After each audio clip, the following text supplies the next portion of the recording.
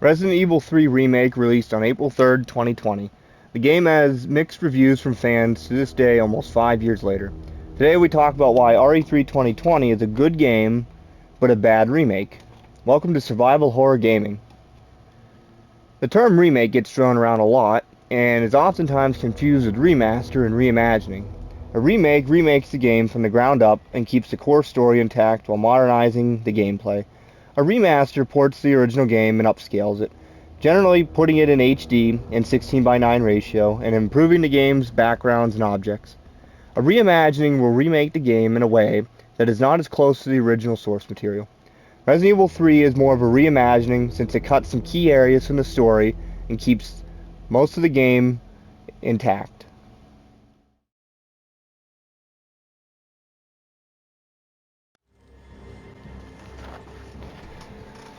Resident Evil 3 Remake is a good game, but a bad remake, and today we're going to talk about why. The good. This game gets a lot of things right. It's a similar experience to RE2 Remake. You still have some backtracking, while not as much as RE2 Remake or the older RE titles. You still get to go back and forth some while in each individual area. It isn't extremely linear like 4, 5, or 6. You get some of that old school style, but not having to collect loot or money and treasures. While trimming the game some, we still have the main canon events. We still have Jill escaping the city and preparing some means of transportation to leave the city. In this case, a subway car instead of a trolley, which is probably more practical in a case of rescuing civilians. We still have Jill getting infected and saved by Carlos. This remake does a good job of solidifying canon events. By the end of the game, we aren't left hanging with what was canon and what wasn't. The only thing we aren't sure of is Nikolai, whether or not he is alive or not.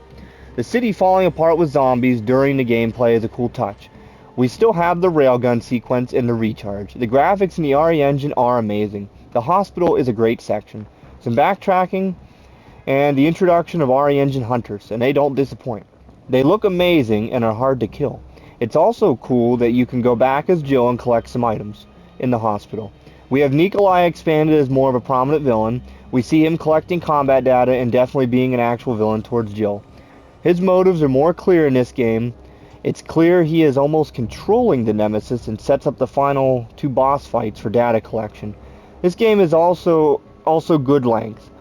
It's always said that it's a short game. In reality, it's a normal sized RE game. RE4 is a very long game and similar to the other ones that are like it, like 5 and 6. The old Resident Evils were very short games, with average runtimes being less than 2 hours and world records being less than an hour, and RE2 98 having world records under 20 minutes. So yes, this game is short, however no shorter than the old games.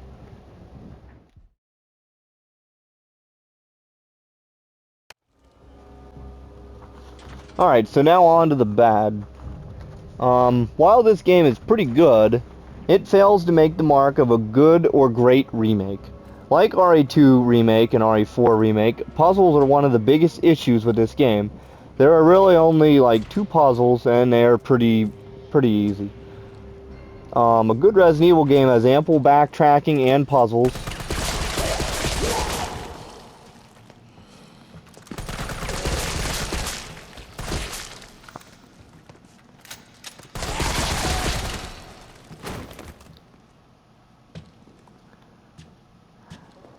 While this game does a good job of clearing up canon events, we were robbed of things like the Barry Burton ending.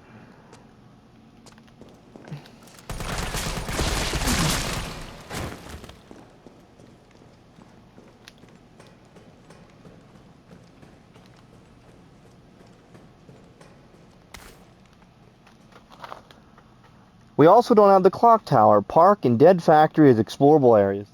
This puts the game closer to reimagining than remake. While Nemesis has a pretty good design, it doesn't live up to the original at all. The Nemesis isn't nearly as scary because he can't chase you all over the map like in the original.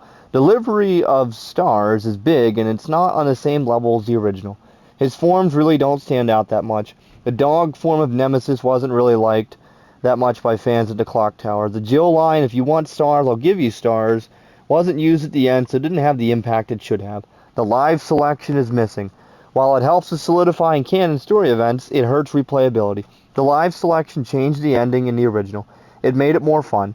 The epilogues were also cut, So you have no reason to beat the game 9 times to understand what is happening to the main characters after the first 3 games. The beginning intro isn't nearly as good as the original. It doesn't showcase the police force being overrun. It just lacks the epicness of the original. The ending news report was important, and without, you're left wondering how bad the disaster was. It made for a solemn moment in the original. The whole game just isn't replayable in general as much. The mercenaries were cut in favor of resistance, and resistance died in the first couple months. Mercenaries mode gives you the ability to unlock infinite ammo in the main game. All of this leads to replayability.